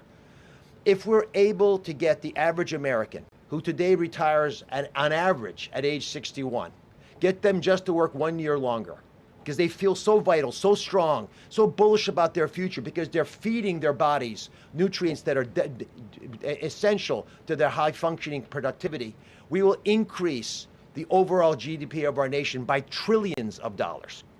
So we will reduce healthcare expenses. At the same time, we jazz up the U.S. economy with trillions of dollars created by the productivity of American workers. God bless you both for making the DGA feasible and making it perhaps the wisest investment we could make in our communities. Marty Makary is one of my closest friends, the powerful leader of the FDA, who's been taking brave steps along the line and has additional insights. Okay, you were just listening to a press briefing that's coming there out of the White House, in which they are now releasing new guidelines when it comes to what we eat. They're wanting people to go away from processed foods. They're putting out these new federal guidelines. You can find more on that. I'm sure we'll have that later online, but we do want to turn our attention to something we just got. Literally just moments ago, it appears that there has been a shooting involving a federal law enforcement agent in Minneapolis. This is a live look right now of the scene there. I'm just going to read what I've just now seen from Twitter, posted a few moments ago from the city of Minneapolis, that they are aware of a shooting involving federal law enforcement near East 34th Street and Portland Avenue, asking people to avoid that area. I'm looking for reports right now that will confirm exactly what agency this individual, this federal agent, would have been a part of. I'm looking for that at the moment, but we knew that a federal law enforcement agent appears to have been involved in a shooting there in Minneapolis. Okay, you can see on the scene there are several heavily armed police officers and individuals there within that area in the city. We also know that there's been reporting in recent days that Homeland Security had planned 2,000 officers in Minnesota for its largest immigration operation ever. That was a report from ABC News literally just yesterday, with the Department of Homeland Security saying that it had launched what it described as that the largest immigration enforcement operation ever carried out by the agency. This announcement came yesterday, with 2,000 federal agents and officers expected in the Minneapolis area for a crackdown, tied in part to allegations of fraud involving Somali residents. And speaking of that, as we speak right now, as this scene is unfolding in Minneapolis of the shooting involving a federal law enforcement officer, there is simultaneously a hearing with the House Oversight Committee, hearing from Republican state lawmakers out of Minnesota about that multi-million-dollar pandemic fraud scandal that has captivated people across the country, but certainly there in Minneapolis. There have been dozens of people who have either been convicted or who have been charged. And right now, though, there are calls for political accountability for those who have been in office. So that is what that hearing is taking place right now, getting more information into that. But we do want to turn our attention again to this live situation that is happening and unfolding in Minneapolis. As you can see, Minneapolis police officers are there on the scene. There's not a lot of details that are come out of this so far. So excuse me as I try to check various sources and things that I can see to see if there's any information that is being released. I'm going to be doing that as we watch this live view again there in Minneapolis. I'm checking through just to kind of give you an idea. I got that statement or just quick update from the city of Minneapolis. At this point, I will go ahead and try to figure out if maybe, let's see here. I wonder if the Department of Homeland Security has put out any type of statement. Let's see.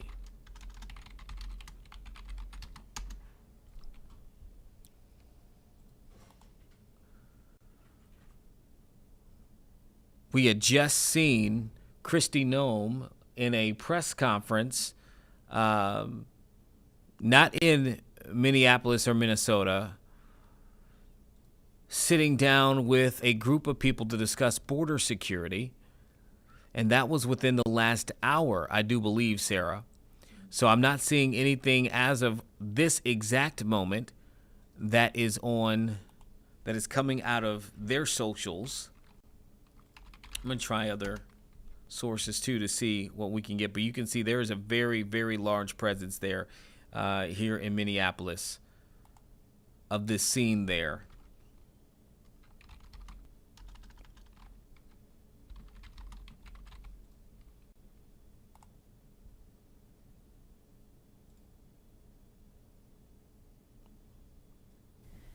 And according to our sister station, CARE in Minneapolis, they have an article that says, according to Kristi Noem, more than 1,000 people have been arrested by ICE in the Twin Cities since the start of December. So basically in a little over a month. Yeah. Yeah.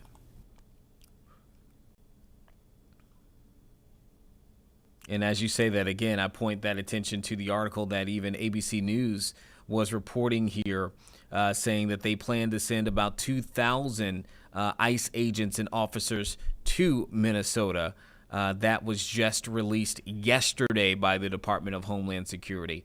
So I don't want to say exactly without knowing for sure what agency this person involved, law enforcement officer that the city of Minneapolis say was involved in the shooting is a part of, but we do know that there has been an increased activity by of ICE officials in this Minnesota community in Minneapolis here within the recent weeks, particularly as you just noted there, Sarah, and then what was announced just within the last 24 to 36 hours.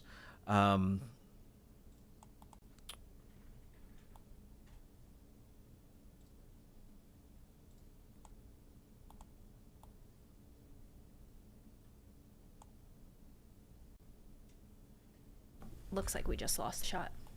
Okay.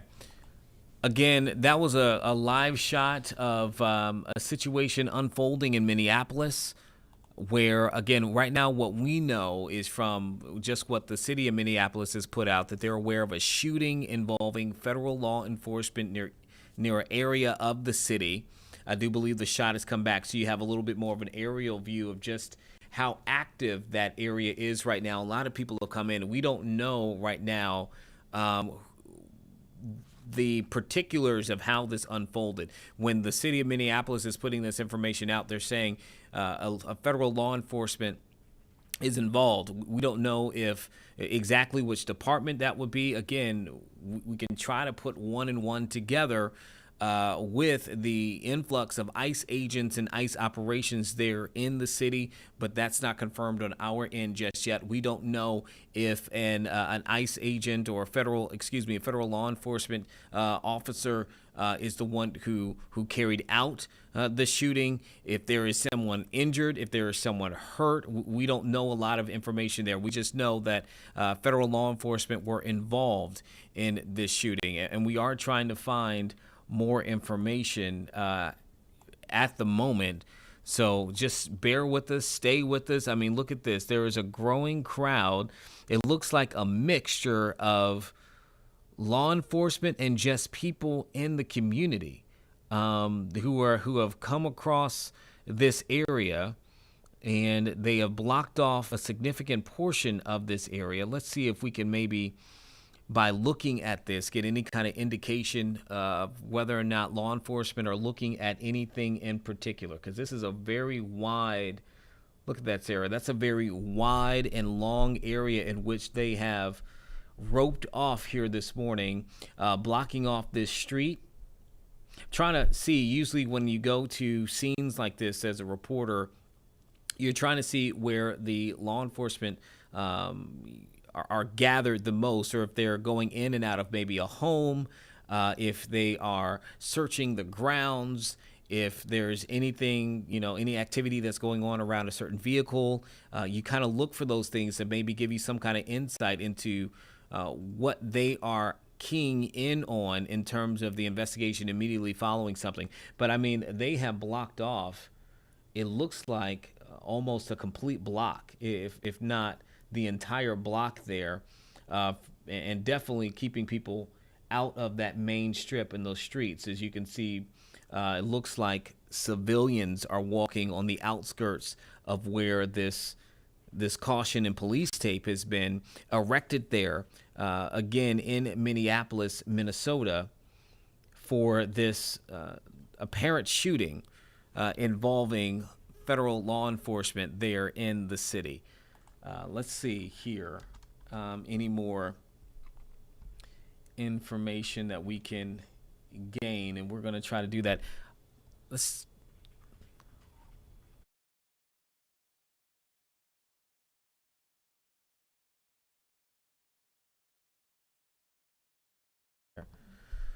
okay, let's see here. Still not seeing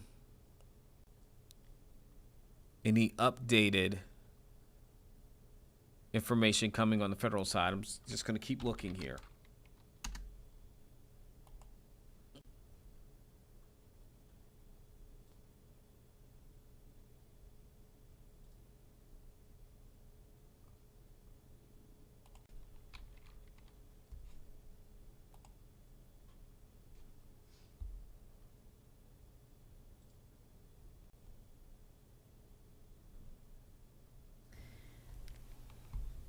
So I saw the city of Minneapolis has posted, which you've mentioned. Yeah. I went to Mayor Jacob Fry's X account.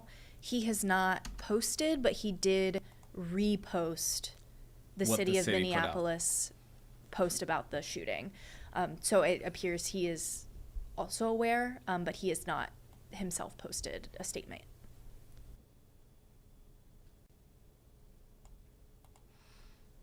And let's see if we can look up the general area here. So that's Minneapolis, this 34th Street and Portland Avenue in Minneapolis. Let's see what part of the city this is in.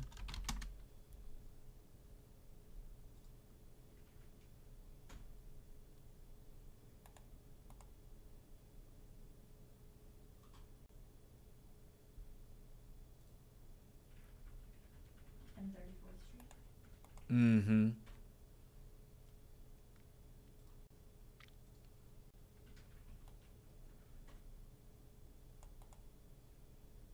See what the county is there. What is it? Hennepin County.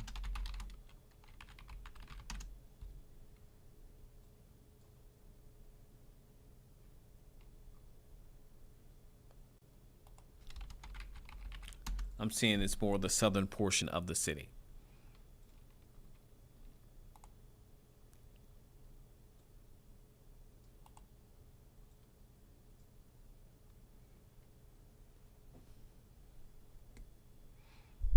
Okay, and I just found this from the Hennepin Sheriff's Office there that includes Minnesota. They said that they are aware of the incident that occurred this morning at East 34th Street and Portland Avenue in Minneapolis.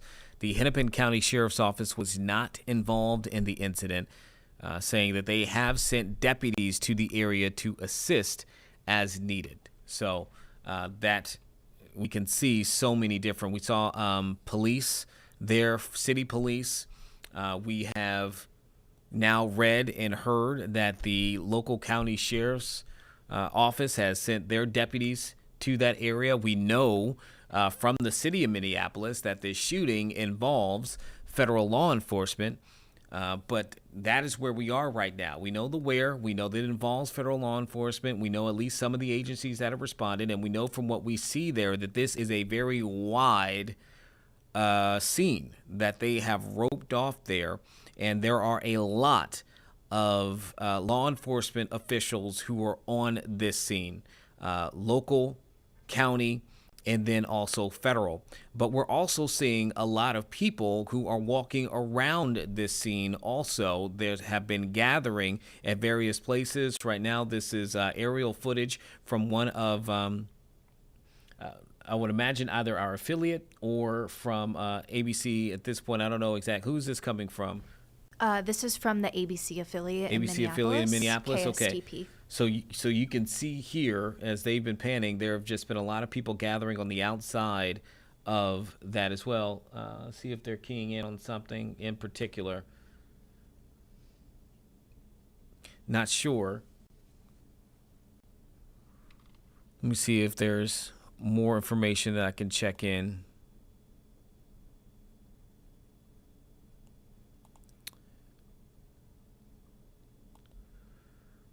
But I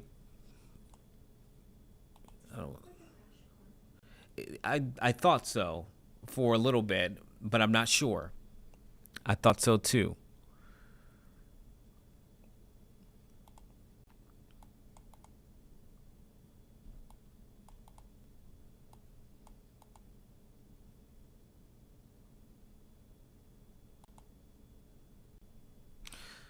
Okay, again, if you're just joining us at this exact moment, we are looking at live pictures of a scene in Minneapolis, Minnesota, in which there's been a shooting involving a federal law enforcement officer. You can see there are many people who are there on the scene in the south portion of the city.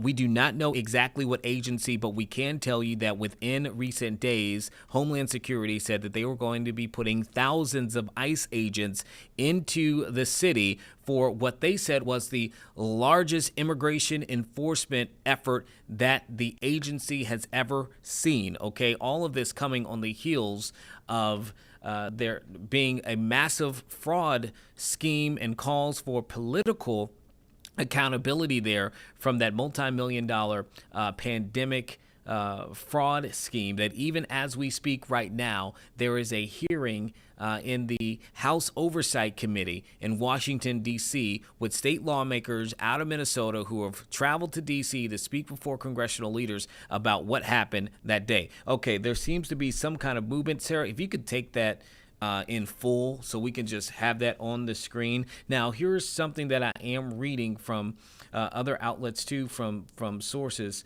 saying that